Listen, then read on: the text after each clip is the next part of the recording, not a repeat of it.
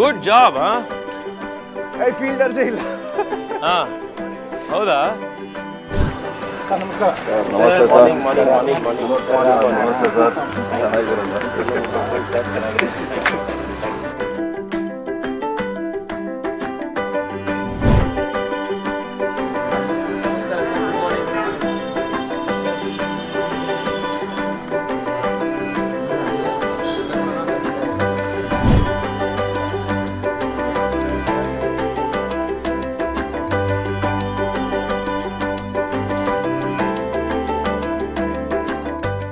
We're in the South Bengaluru seat this morning, on the road with Tejasvi Surya, the youngest MP from the BJP. At the age of 28, he was voted from here, and he's running again for the second time at the age of 33. ನಮಸ್ತೆ. And he will be up against a sitting minister in Karnataka, Ramalinga Reddy's daughter, Soumya Reddy. Good morning, Tejasvi. Good morning Ranjan. How's it looking in South Bengaluru this time? Well, bright and sunny and a lot of smiles here. People are very excited to vote for the Prime Minister on the 26th of April. The last 5 years has been an incredible learning experience for me personally. It has also been a period where we have contributed significantly to the city. The last decade has been really transformative for the country, and people of Bengaluru, people of South Bengaluru especially, are extremely vigilant voters. They are very aware voters. And in that sense, they are very keenly observant of the transformation the country has witnessed over the last decade under the Prime Minister's leadership. They want this political stability that has brought so much good to India to continue. And I'm very confident that we will win Bengaluru South this time with a much bigger margin than what we won last time.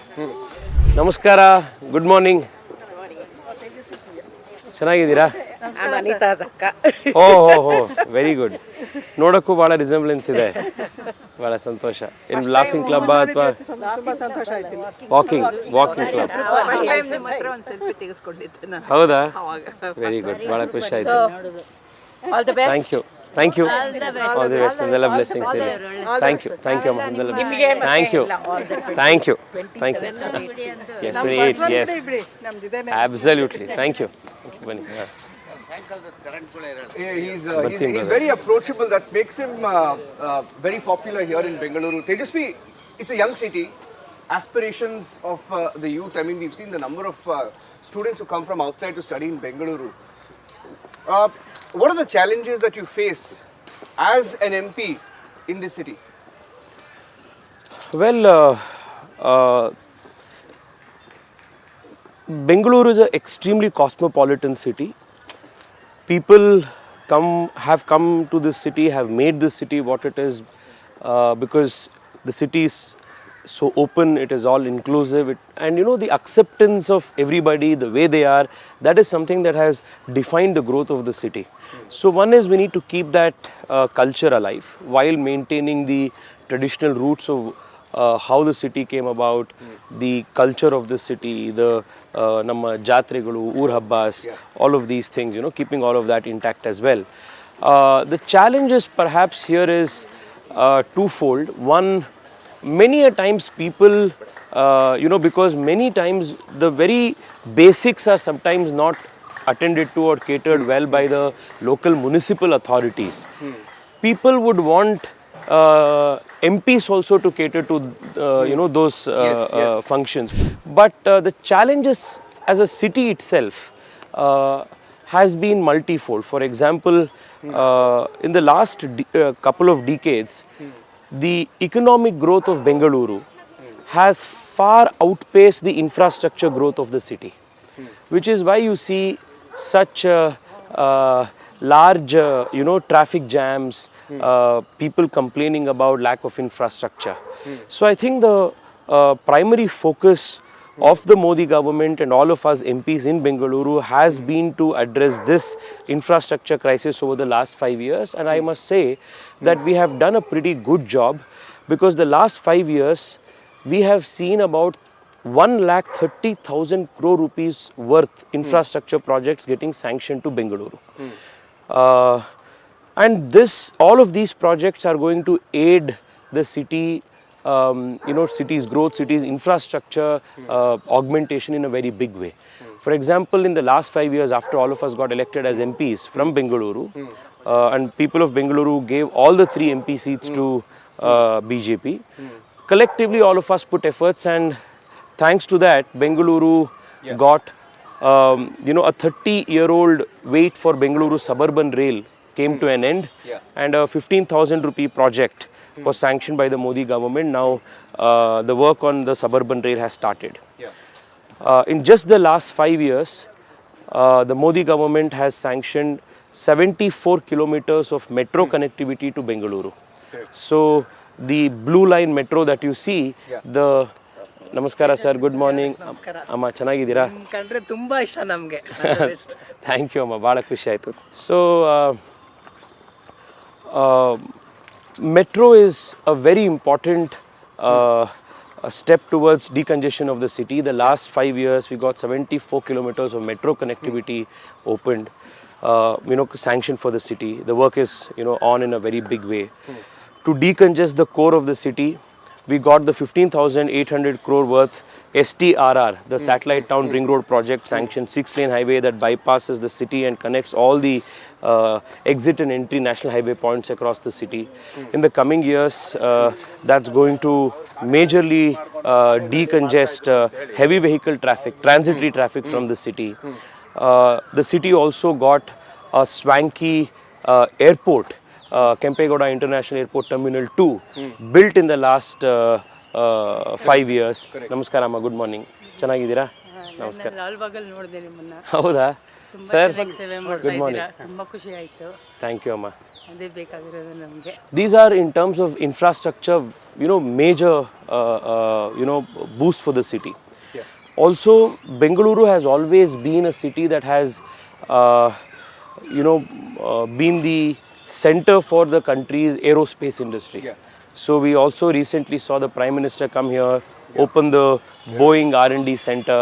We also got a 48,000 crore order to manufacture LCA Tejas in Bengaluru's HAL, which again is going to add to creation of so much of employment and job opportunities in the city. So I think the city has greatly benefited in the last 5 years. So managing these expectations and addressing these issues on a war footing is what has been the challenges and a big learning curve over the last few years. Okay. You have a young opponent here this time. Her name is Soumya Reddy. She's the sitting minister's son. Daughter. And, sorry, sitting minister's daughter. And I saw that there were several sons and daughters being given tickets this time. Out of the 28 seats, if I'm not wrong, there are at least 5 or 6 sons and daughters. 11 of them. 11 of them. Why is that? Well, and I hear that ministers were refusing to contest and they wanted to. Well, the reason why the ministers are reluctant to contest is because they are very clear that the outcome of the elections are going to be something that is not to their liking.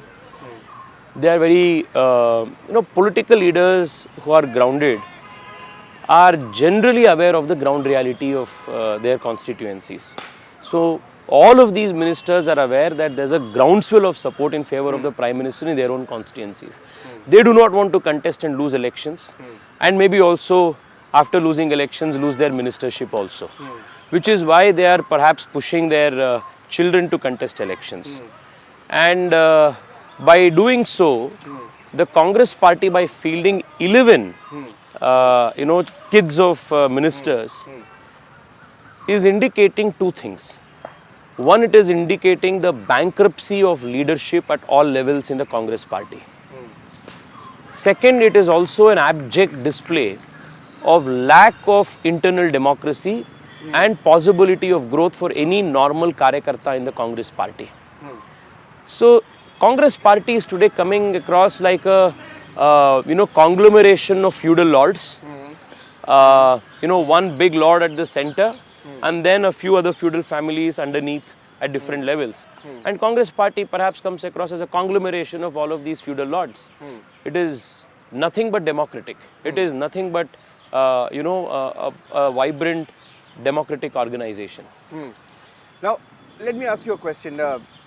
For example, take the case of Pratap Simha. There is, yesterday one of the biggest headlines was about several leaders being upset in the BJP. Of course, Pratap Simha is campaigning for the Mysuru candidate, Vadiyar. But even within the BJP, is there some sense of discontent? I know you're handling it well, but you can't deny the fact that there is some sort of discontent. Some of them who've missed out on tickets.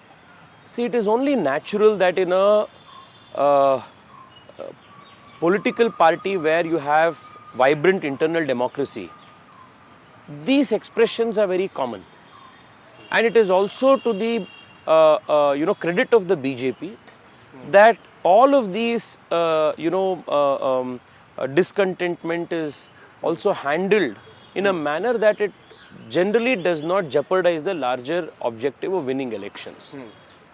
But you are not seeing any discontent in the Congress party. In Karnataka, they have fielded 11 children of the ministers. You don't find here a murmur from anywhere. It only shows that either there is no competitive leadership that exists in these seats in the Congress party, and it also indicates that there is no internal democracy in the Congress party. So in an organization where there is internal democracy, vibrant internal democracy, it is only natural that there will be many claimants to a particular position, and when one particular person is offered or given that position, naturally for a few days until the new normal sets in, there is some kind of a discontentment that shows that the party is a vibrant internal democracy respecting party. There's no doubt that you're popular, you're very controversial as well. Recently in Nagaratpete, you were there. Though there's absolutely nothing wrong in playing the Hanuman Chalisa, it was absolutely, he was in his place to play that. And what was happened was debated. Of course, we've criticized even the state government and the police for the handling of it. There was also a video of Tejasvi Surya asking people to gather in large numbers. Now, one of the things that the opposition says, the national opposition and here the ruling party says is, Tejasvi Surya is very, very controversial. He likes to trigger violence. He's very communal. How do you respond to them? Give me one instance, a single instance, where I have tried to stoke or any of my actions or words triggered what you said is violence. Because it's a very serious charge you're making, violence. Not me, I'm not making whoever is making this charge, violence. I have gone there to seek justice for the victim. Correct. To stand in support of the person who was beaten black and blue by a mob. Correct. I have gone there to speak for those whose voices were stifled by those in power. When this guy went to file an FIR, up until my intervention, an FIR was not lodged in the police station. Is this law and order? Is this how a government must function? So what happens unfortunately in this country is, to a section of people, if you speak for justice and speak for justice for a particular community, and if that community happens to be a major community in the country, then the person speaking for the justice of that victim is somehow seen as controversial, communal, etc. But if tomorrow I were to speak for justice of a minority victim, then you will be secular. Then you are non-controversial. Then you are Aman ki Asha. So this is about, this just shows the perversion of political discourse in the country and how vote bank politics has adulterated the stream of the country's political discourse, the vocabulary itself. Fortunately, in a Congress regime, standing up for justice of a victim invites FIRs on you. And it's also, I went to the court the very next day and the court stayed the FIRs and the court has also reprimanded the state against filing such politically motivated cases. You're an easy target for the Congress government and the charge against the BJP. And I also have another grouse. The other thing, Tejasvi Surya, controversial, whatever. Sometimes I feel, my constituency has the highest number of Janaushadhi Kendras in all of India. Correct.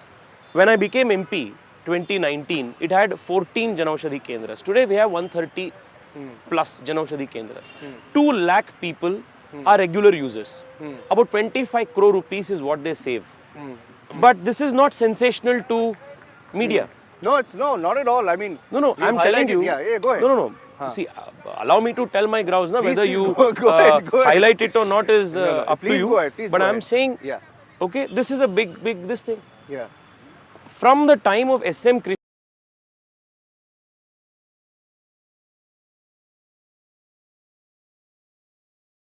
for Bengaluru, for our city, because you have such a large number of people living in US, they have to go to either Chennai, Hyderabad for visa stamping. I got it done 2 years ago. When the Prime Minister went this time, he was kind enough to get a US consulate approved for Bengaluru. Correct. And there was a video of the Honorable External Affairs Minister, kind of him to have, when he was here in Bangalore, telling people that was your MP who was behind my life, single-minded focus, every day coming and reminding, getting this whole thing done. Yes. But this is not sensational. No, not at all. So what I'm saying is, even for certain sections of the media who want to label a particular individual as controversial or whatever, it's only when you speak of a issue involving a few communities that it becomes sensational. Yeah. Let me tell you one thing. I've never seen a time when MPs would actually present their report cards. Yeah. And this is perhaps one of the first times, because you have people questioning MPs, even some within, I wouldn't say, all within your party, but even some within your party are being asked, saying, what exactly have you done for your constituency? At a time like that, for leaders like you, who present their report card, is fantastic. I saw Pratap Simha do that in Delhi, and he came back here and he met a few people, and I saw you doing that. Not many can boast of a report card, which is fantastic, right? So times have changed. I wouldn't say that. Now let's come back to, for example, South Bengaluru, right? It's been many people say that it's a BJP safe seat. Now I want to ask you a little bit about the work done here in the past as well. Do you want to also talk a little bit about Anant Kumar, because he's been a parliamentarian for many years, and you've also had, I've known him when I was in my early days, and you've also interacted with him, his family well, right? So what has been his contribution to this seat? Anant Kumar ji was a very tall leader, and along with Yediyurappa, he was that one force which built the BJP in Karnataka to be the force that it is today. There are pictures of Anant Kumar and Yediyurappa that you will find in party office and in online as well today, on two-wheelers, on scooters, old ambassador cars, traveling one city to another, building the party ground up. And here in the city, his contribution has been immense. When he was, Minister of Urban Affairs in the Vajpayee government, Minister of Civil Aviation in the Vajpayee government, he was instrumental in getting the metro to Bengaluru. He was instrumental in getting the new airport to Bengaluru. So these are, some of the major, highlights. He also served as a bridge between Delhi and Bengaluru for a very long time. Always, trying to protect and further the interests of the state. And that primarily has been Anant Kumar's legacy. And personally speaking, for me, I consider myself very fortunate because I got blessings and mentorship from both Anant Kumar and Anant Kumarji's, wife, Srimati Tejaswini ma'am. I was a volunteer for a long time in the NGO that she runs. So, she was always allowing me, giving me opportunities to, do organize a event, MC a program, do welcome speech in a program. Yeah, I wanted to ask you a question about the 25, you mean now effectively 26 because you had Sumalata as well in the 17th Lok Sabha. When I speak to people and on debates, they ask whether all 25 or 26 MPs have been, I'm not saying about Bengaluru, I won't contest that, you've done a lot personally. Have you effectively been able to raise issues, for example, the Kaveri issue? Second issue I would want to ask you about is the drought that Karnataka is facing.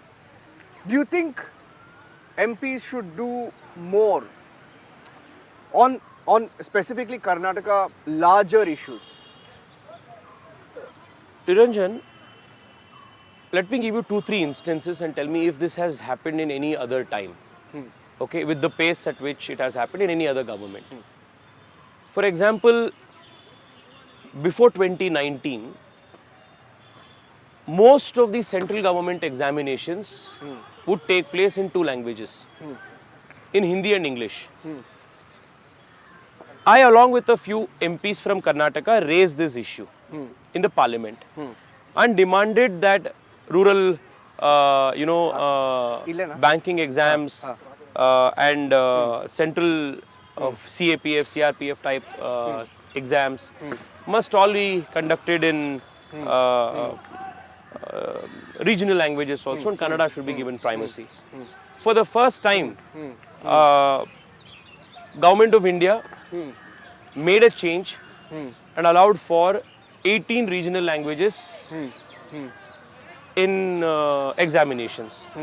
It did not happen under the Congress. If today young people in Karnataka, in Tamil Nadu, etc. are able to write central government examinations in the mother tongue, it's because of our government, it's because of the interventions of us MPs from Karnataka. Look at the Mahadai issue.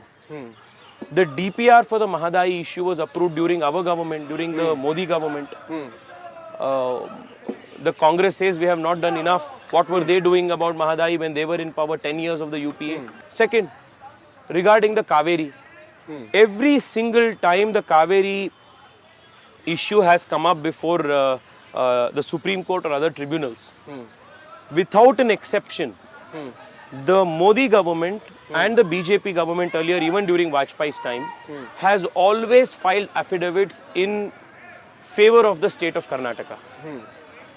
Even the original Kaveri award was later modified and another additional 14 TMC of water was sanctioned to Karnataka upon the central government's insistence.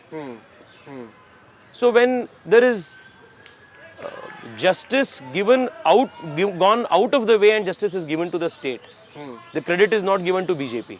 But random allegations are made that, BJP does not speak for Kaveri, Mahadai. When did Mahadai DPR get approved during our time? When did Kaveri additional, modification of the original award happen during our time? Every single time Kaveri issue is, debated, whether it's at tribunals, whether it's at the Supreme Court level, without an exception, central government, Modi government, has always stood in favor of the state's water interests. One second. The Upper Bhadra project. It was in the last budget that Upper Bhadra project got 5,400 crores allotted in the central government budget. What were they doing? Kalasa Banduri. Who gave the support? It was the Modi government which gave the support. So all of these projects that they speak of, whether it is the question of language, because for a state like Karnataka, which is a non-Hindi speaking state, language is a very important issue. It is. It is only under the Modi government's new national education policy that for the first time, regional languages, mother tongue education is now given a primacy. What was the Congress trying to do? Issue of Kaveri water and the water being released until recently, about 3-4 months back, when it became an issue, people were protesting. Do you think our MPs maybe could have pressed the centre more to intervene in some way so that the water is not released to Tamil Nadu? I mean, could that have been possible? We must understand how the system works. When you are in when you belong to a political party which is in power, you do not go out to media and put pressure on the government. There are official channels through which you do it. Yeah. And how is that reflected? It is reflected, the work of the MPs is reflected, of ruling party MPs is reflected when the government in power, the party that you belong to, when it files an affidavit in the Supreme Court before the Kaveri Water Tribunal, before the authority in favor of your state. We did that. And in every instance, the central government representative, the Secretary of Water Resources Department, Government of India, has always taken a stand that has favored the state of Karnataka. And you remember the statement that D.K. Shivkumar gave after Karnataka suffered an adverse order. Yeah. And we were made to release water to Tamil Nadu. Yeah. He said, I welcome this order.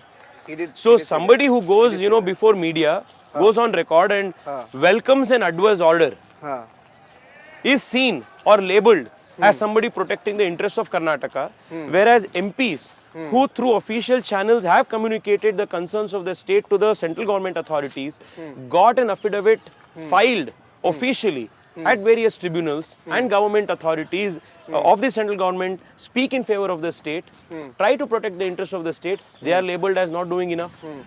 What is this other than politics that is, based on lies?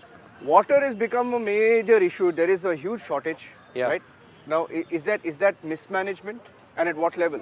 And is there any solution, do you think, as a parliamentarian to this issue? Well, I think, Niranjan, there are, the problem is not something that, is created today or yesterday. The last major water project, so to speak, for the city was in 2012 when we started work on the Kaveri 4 and Kaveri 5. Since then, Bengaluru has grown leaps and bounds. Literally 1.4 lakh new water connections the BWSSB has given over the last few years. Unfortunately, the all governments, I wouldn't want to get into party politics here, because every government has got a chance to govern the city and the state, has neglected the health of the city's lakes and are underwater as a result. If you see Bengaluru, our city gets water 110 kilometers away, pumped upstream from TK Halli. So in all of Asia, Bengaluru has perhaps receives one of the most inefficient and most expensive water. So we don't have a river source very nearby, which is why in his wisdom Kempe Gowda, who founded the city, had built a series of lakes to provide succor for the people of the city. Which is why when the lakes were vibrant, when lakes were thriving, it was so, groundwater was never a problem. So Bengaluru needs about 2,100 MLD of water per day, and we get around 1,450 MLD of water from Kaveri. The remaining 600-700 MLD of water is provided through the groundwater, through our bore wells. The reason why the crisis has become so acute this time is the groundwater has dried up, the bore wells have dried up because the groundwater levels have gone seriously low. Many of our major lakes, whether it is Vartur Lake, whether it is our Sarjapur Lake, whether it is Agara, Bellandur, these lakes have all dried up, further again making the problem more acute. While the water that we are getting from Kaveri has remained constant, the groundwater level depletion has caused the acute crisis. Even though law mandates rainwater harvesting mandatorily, most of the houses in Bengaluru has still not done the rainwater harvesting properly. So we need to, as a campaign, state, public representatives, NGOs, civil society, everybody drive a campaign to actually make rainwater harvesting mandatory in every house in Bangalore. That's the only way we can recharge our bore wells. Second, there are around 4.5 lakh bore wells in the city that privately people are running and people have dug up. builders, apartments, individual owners, etc. In most of these places, you don't have a water recharge pit next to a borewell because we have absolutely filled up everything with concrete. So naturally, there is no option for no possibility for groundwater recharge to take place. So I think we have to revisit those borewells by now. Actually, on a war footing, start drilling recharge pits around the borewells. The other thing that also needs to be done is, I was speaking to a water expert recently, and he was telling that Bengaluru gets around 19 TMC of rain water, and we hardly save any of that, and we hardly use any of that to recharge water. And if you have seen over the last few years, we have gone on a spree of white topping and concretizing almost every road in the city. By doing so, we don't allow water to seep inside the ground and recharge aquifers. So I think even that urban design has to be revisited. And we also need to make heavy investments through STPs near our lakes, so that the treated water can be used, sent to the lakes, and that is going to keep the lakes living and thriving. So I think these are things that need to be done. Also, the Kaveri phase 5 is going to be completed in May. So that is additionally going to give us some more water. But that is it. You will not get any more Kaveri water. Correct.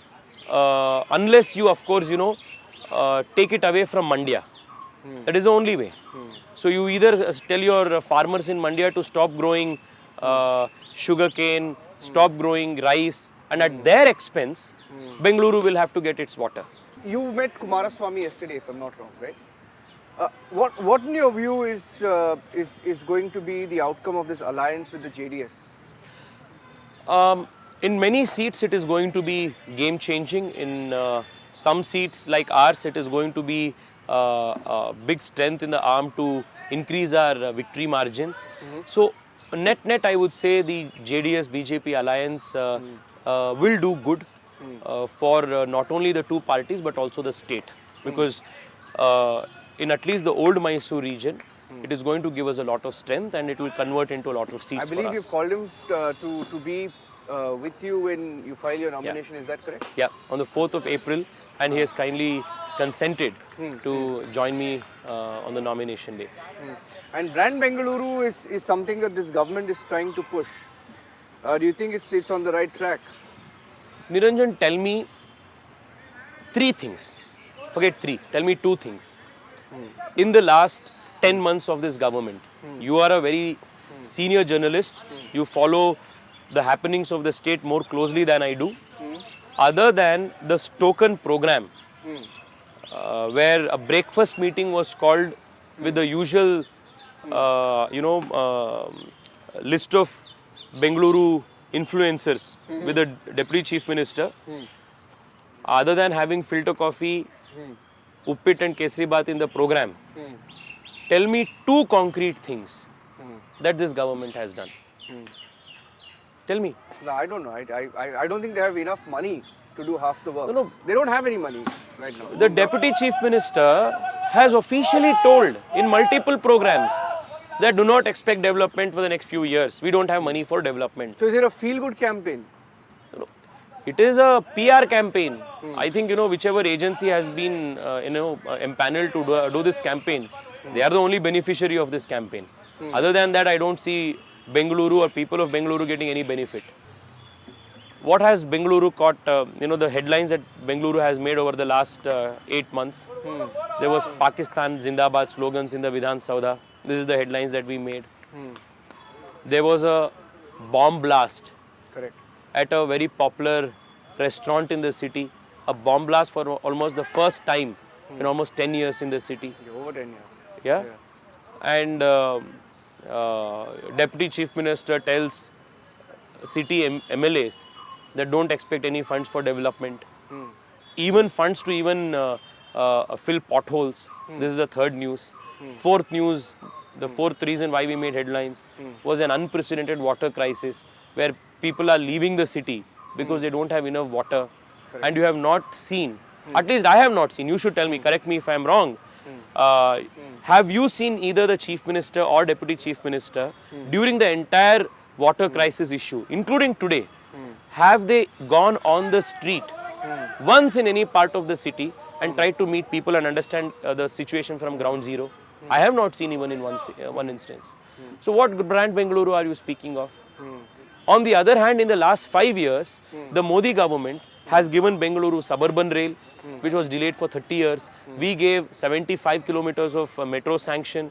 We are making the yellow line happen. We have given a US consulate to the city to keep, while you are, protecting those who say Pakistan Zindabad, while you say, the reason for Rameshwaram Cafe bomb blast may have been a business rivalry angle. We have given NIA branch office to the city to keep the city safe and protected. We have given, 14,000 houses under the PM Awas scheme to the city's poor. What have you given? And you speak of brand Bengaluru. Now, do you play cricket? Yeah, sure. What do you bat? Are you a batsman or you a bowler? What do you do? Batsman. I try to, when you play cricket, typically, at your house and gully cricket, what we call, everybody is an all-rounder. Everybody plays everything. So, I would have tried my hand at everything. No, the question is, I think if there are 10 kids, 10 boys in Bangalore, 9 of them play cricket. Yeah, absolutely. Now, do you think RCB stands a chance in this season? Well, I hope so, but I'm really happy that our girls actually won the cup. Yeah. Like for a long time, Isala Cup Namde, Isala Cup Namde is the campaign we keep trending. But Yav Salanu Cup Namd Agala. But this time, finally the girls made it happen and Nami Cup Sikto. Good job, huh? I feel that's it. Howda? Super.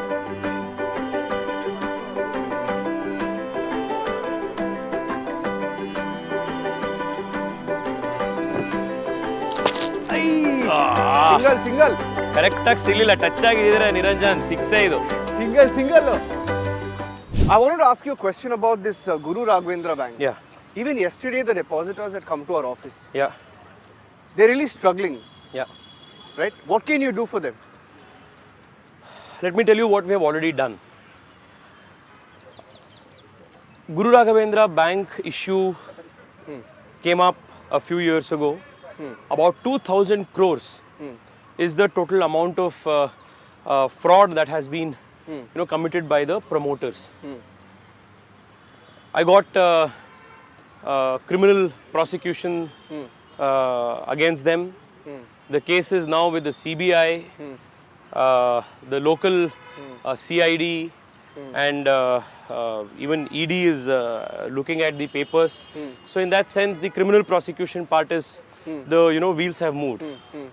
Insofar as the recovery of the monies are concerned, Modi government brought 3 important legislative changes which has protected the interests of crores of depositors in all cooperative banks across the country. It was only after the issue of Guru Raghavendra Bank in Bengaluru and the PMC Bank that 35A of the Banking Regulation Act was amended. And for the first time in the country, all cooperative banks were brought under the supervision of the RBI directly. So this is the first change that we brought. Second, the DICGC insurance scheme, which promised 50,000 rupees as insurance in case of a default of a bank or bankruptcy of a bank, that the Prime Minister increased to 5 lakh rupees. And the original proposition in the earlier regime was that the compensation amounts would be released upon the liquidation of the bank, which could take years and decades. That was also changed, and the 5 lakh insurance is mandated to be given to people within 90 days from the date of... Somebody wants to give you something. Sir, thank you. Hey, sir. Sir. Sir ಇದು ಧರ್ಮಸ್ಥಳದ ಪ್ರಸಾದ Oh, sir, thank you so much, sir. Sir all the best ಮೋದಿಯವರೇ ಬರಲಿ ಅಂತ ನಾವು ಇದು ಮಾಡ್ತೀವಿ sir ನೀವು ಕೂಡ Thank you so much, sir. Grateful. Thank you. So, from 50,000 rupees to 5 lakh rupees, the insurance amount was increased, and within 90 days, the insurance amounts got credited to the accounts of the depositors. There are 42,000 depositors in the Guru Raghavendra bank. Of that, around 35,000 of them have got their accounts cleared to the quantum of 788 crores is the amount of money that I got from the central government, and we released the money directly to the accounts of the depositors, and in fact a group of depositors, I even sent them to Delhi to meet with the Prime Minister, and the Prime Minister himself handed out the insurance checks to the depositors. So you can understand the quantum of this impact. Out of 42,000 depositors, 35,000 of depositors have got their monies back. The whole of their money is back. Now the challenge is with respect to the remaining 7,000 depositors. The only way their interest could be protected is through revival of the bank. It's not a very easy proposition, because it is not easy to find an investor who is ready to invest upwards of 1,000 crore rupees to revive a bank of this nature. Efforts are being made, and I'm even now very confident that we will find a investor, and we will be able to revive the bank and protect the interests of everybody.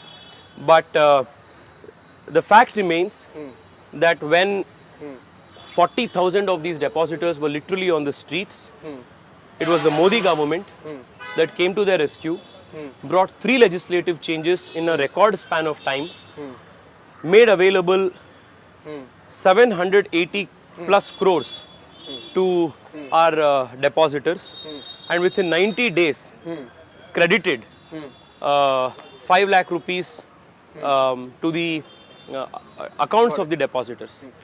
And it was during this Guru Raghavendra crisis that I again went to court as a lawyer, argued the cases myself on behalf of the depositors, argued for the appointment of an administrator, got a able administrator appointed, argued even at one instance against the RBI, and through the court got an additional 1 lakh rupees disbursal made available for all the depositors. So finally, what will Modi 3.0, which looks inevitable now, be like? It's going to be bigger, bolder, and it is going to be more transformational than what we have seen the last 10 years. If you look at the way broadly the last 10 years have worked out, the first 5 years, you would say, has been kind of filling the potholes, meeting the deficiencies or gaps of the previous governments. Financial inclusion, Jandhan, Ujjwala, toilets, these things, giving the basics, which wasn't given for the last 70 years. As a result of that, you lifted people out of poverty. The next 5 years was about fulfilling on our core commitments, solving legacy problems, which successive governments had only postponed due to lack of political will. 370, CA, Ram Mandir, these are big things that we did. Then the doubling down on expenditure on infrastructure, because you cannot build a first world country today, a developed country, without 21st century physical infrastructure. So you saw the 100 lakh crore being spent on creating new airports, new highways, high speed rail, all of these things. Now the next 5 years is going to be much more bolder, much more impactful, because it's in the next 5 years that we will consolidate the gains of the last 10 years and then finally take off to the position that India has always deserved at the global level. So we will be more vocal at global forums. There is going to be even faster paced infrastructure growth in the city. You will see our cities getting better, our standard of living of people increasing. We will be competing with the best of the best in the world in every field. And I think that is the next 5 years for the Modi government. Aspirational, big, global impacting, transformatory in sense of the lives of the poorest of poor in India, absolute elimination of poverty in the country, taking larger and larger groups of people into the middle class, further strengthening them, quality of life, ease of life, much, much better. I think these are things that we will progress towards in the next 5 years. All the best for your campaign. Thank you so much, Tejasvi Surya Niranjan. on the road. Good to talk to you. Always. And all the Thank best. you so much, Niranjan. Always nice to talk to you. Thank you.